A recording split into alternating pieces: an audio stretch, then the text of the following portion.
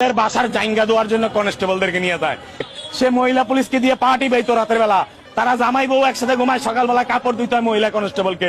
BCS ক্যাডাররা আমাদেরকে কখনো সন্তান মনে করে না, ভাই মনে করে না, ওরা মনে করে আমরা ওদের হুকুমের গোলাম। ওদের বাসার জাইঙ্গা দেওয়ার জন্য কনস্টেবলদেরকে নিয়ে যায়। পুলিশের ভিতর যদি স্মার্ট কোনো ছেলে থাকে ওইটাকে নিয়ে যায় বাসায় জাইঙ্গা দেওয়ার জন্য, যে তুই তো বেশি স্মার্ট, তুই আমার জাইঙ্গা দিবি।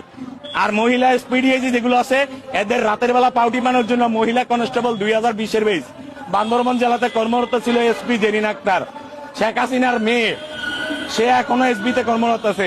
সে মহিলা পুলিশকে দিয়ে পার্টি বাইতো রাতের বেলা, আমার কাছে রেকর্ড আছে। কান্না করে বলছে, ভাইয়া রাতের বেলা মহিলা এই এসপি সাহেবের পার্টি বা লাগে ভাইয়া, তার ব্লাউজ কাপড় চোপড় যা আছে আনুষঙ্গিক তা ধুইতে হয় ভাইয়া। তারা জামাই বউ একসাথে ঘুমায়, সকালবেলা কাপড় ধুইতে হয় মহিলা কনস্টেবলকে। কেন? ওরা কিসের বিসিএস? এদের মতো বিসিএস কে আমি নিকুতি করি। I challenge this BCS cadre. আমার পরিষ্কার কথা, বিসিএস ক্যাডারদের উপর্যুপরি ক্ষমতা দেওয়া যাবে না, তাদেরকে লাগাম টেনে ধরতে হবে। তারা বিসিএস হয়েছে বললে যে তারা রাষ্ট্রের কর্তা হয়ে গেছে এমন না, তাদেরও জবাবদিহিতা রাখতে হবে। জনগণ ভুল বোঝে, পুলিশের নিম্নপদস্থ সদস্যদের কোনো দোষ নাই। বিসিএস ক্যাডাররা তাদেরকে পরিকল্পিত হত্যা করার জন্য জনগণের মাঝখানে গুলি করার অর্ডার দিছে। তারা নিজের জীবন বাঁচাতে গুলি করছে, ওই দিক দিয়ে জনগণ তাদেরকে মেরে দিছে। এটা পুলিশের দোষ ছিল না, ওই পুলিশের ঊর্ধ্বতন কর্তৃপক্ষরা। যদি এই দেশে পুলিশ তার বিচার হতে হয়, সর্বপ্রথম ওই বিসিএস ক্যাডারদেরকে ঝুলাইতে হবে।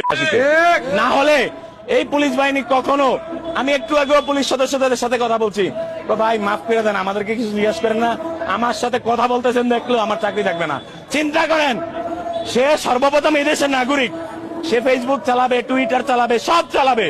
সে দেশের সাথে যে কোনো কথা বলতে পারবে, রাষ্ট্রীয় পোশাক পরলে যে অন্যায়ের বিরুদ্ধে কথা বলতে পারবে না, এরকম বাধ্যবাধকতার আইন সংবিধান দেয় নাই।